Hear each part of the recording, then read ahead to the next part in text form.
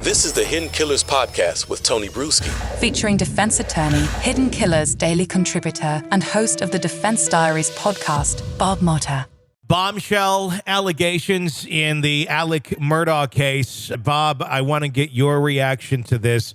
When you heard the statements and the filing by Alec Murdoch's attorneys, what was your initial reaction? And now that there's been a little bit of time, where are you with it right now?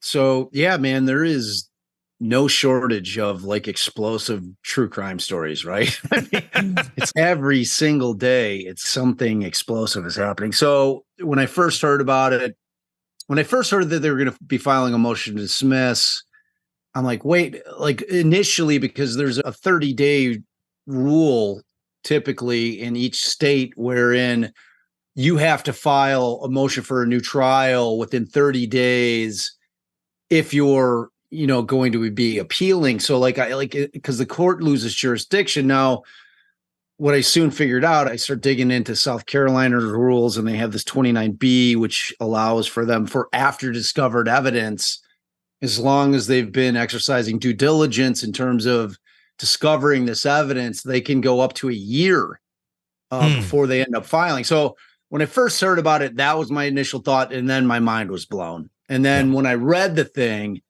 my mind exploded. I'm like, oh my God, like I've been practicing a long time. We have had issues with jurors before, but nothing that rose to the level of what this potentially could be. So I was shocked, because the allegations, if true, are unbelievable. Yeah. And what make it so unbelievable, because the way that it happens here in Illinois, like when I'm in court, there's a bailiff that handles kind of the hand holding with the jurors. Sure. It's not the clerk. Now I don't know if they have a bailiff and a clerk situation down there, or the clerk's just doing it, or what the case may be. But in terms of the clerk handles, getting all the documents to the lawyers in terms of the questionnaires when we're picking a jury. But in terms of leading the jury up from wherever they have them collected in the morning up into the courtroom or to the jury room, ordering lunch, any kind of issues that pop up, it's typically a bailiff, who are those guys or gals that have on the, like the maroon or yellow jackets that walk around, that are basically there to protect the judge, and they do the judge's bidding. Yeah. They call the court to order in the morning, typically. Those are typically the people that are dealing with the jury. So when I'm reading about the elected county clerk, that is doing this, and that's important to note. Elected official, yes. Oh man, I'm sitting there and I'm just trying to think, what is going on, And then I dive into the motion, because my first instinct was like, oh my God, he's getting a new trial, like unequivocally, Then you calm down, you start reading through it.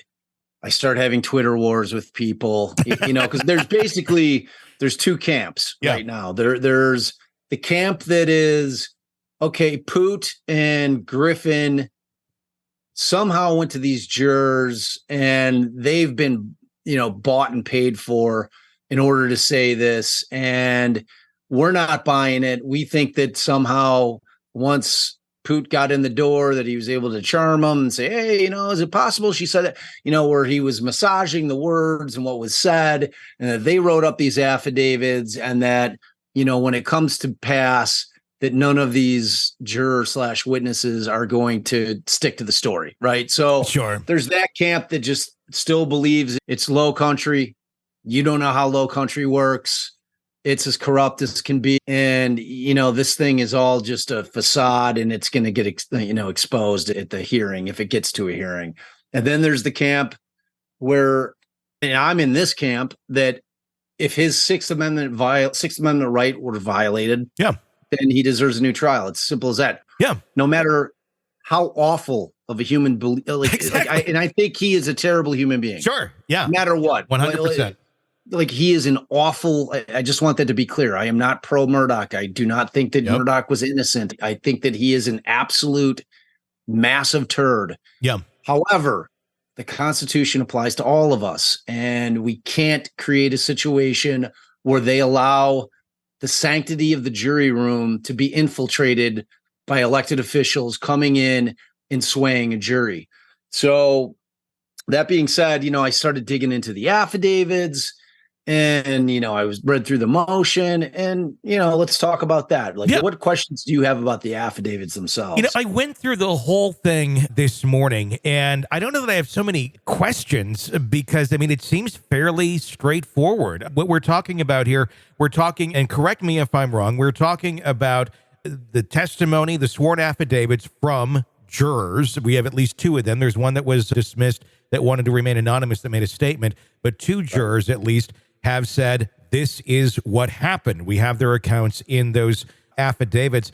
I'm trying to run everything through my mind because this thing has been such a twisted turn of a case of I don't see how this would be anything other than honestly what it is. It doesn't. It's that theory, man. Like I'm telling you, look, the state is not going to stand idly by. Yeah. Right. Because it's not unusual at all that these jurors lawyered up, because one of the big things that people started asking, they hired Poot's buddy, Joe, like Joe is their lawyer and he's the one that's representing them. And, that if you're a prudent attorney and you are able to dig up witnesses that are willing to come forward with bombshell testimony like this, you are going to advise them. You should get an attorney because the state is going to be coming at you hard.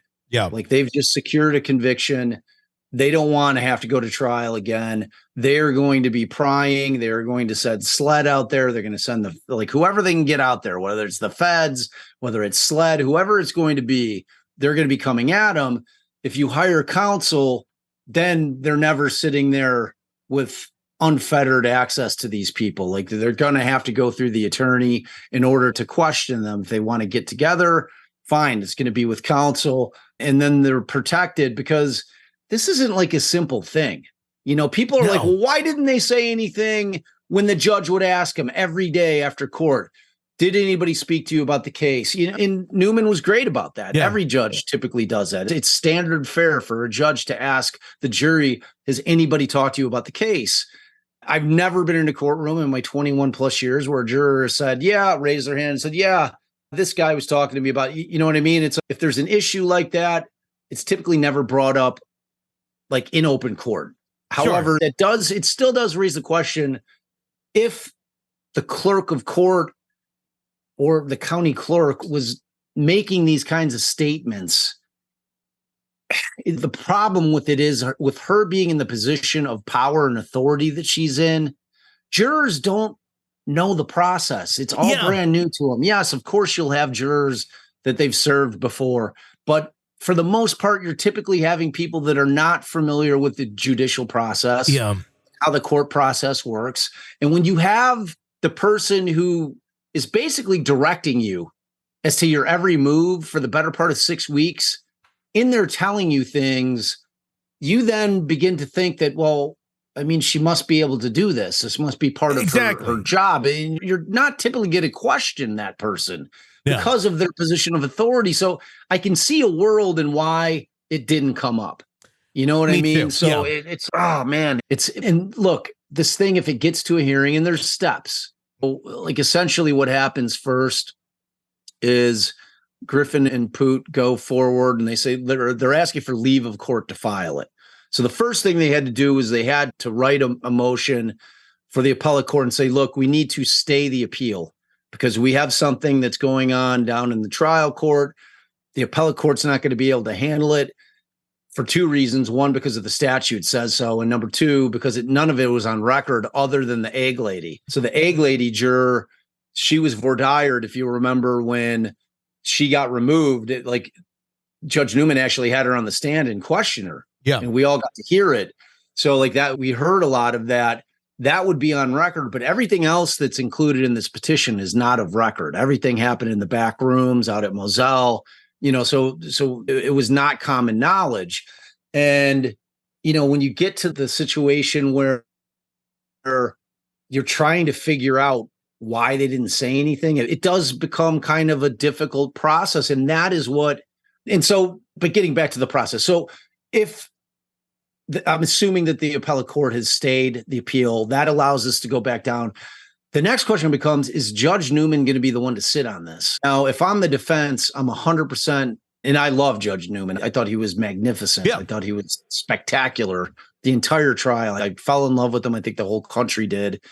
But, at the end, at the sentencing, he made clear, that the jury did the right thing, that the preponderance of the evidence, that it all pointed towards their correct verdict. I mean, he basically outright said that he agrees with the verdict, which creates a situation where I'm feeling like I have to either ask him politely to recuse himself or seek to have him removed and have him not hear it. Because I think that when he put that out there for public consumption, it showed that he's moved out of the role of unbiased, which is required for the judge. He now has openly stated his opinion on the record that the jury made the right call, that the evidence supported their verdict. So, and that's where the problem lies, because even if they did make the right call, which I agree that they did, it's still, they didn't play by the rules to get there. Right. If this is true, and that's what makes the whole thing, forfeitable. Where this, what's even worse is it wasn't the state. Yeah, you know what I'm saying? It was like the county clerk doing it on her own accord because she's writing a book, or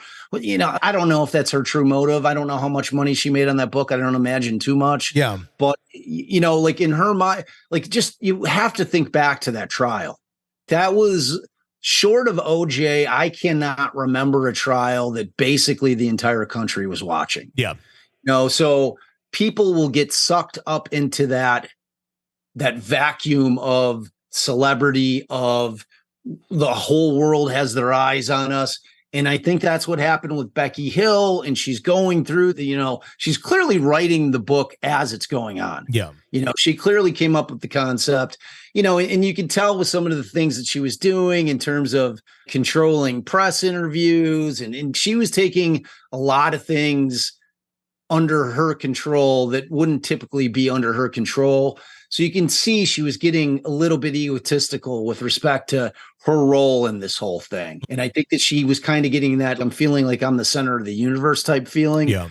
Because when I sit here and think that a woman in that position who knows better, who absolutely knows better, because the jurors don't know better. Yes. I mean, that when Newman's saying no one's allowed to talk to you, I think that they're assuming that means, well, obviously this woman is allowed to talk to us because she talks to us all the time in terms of what do we want to eat? Can I go have a smoke? Is it a smoke break? What, any questions they have, that's the person who's answering. So it wouldn't be crazy to think that they would think that it didn't apply to her. Yeah.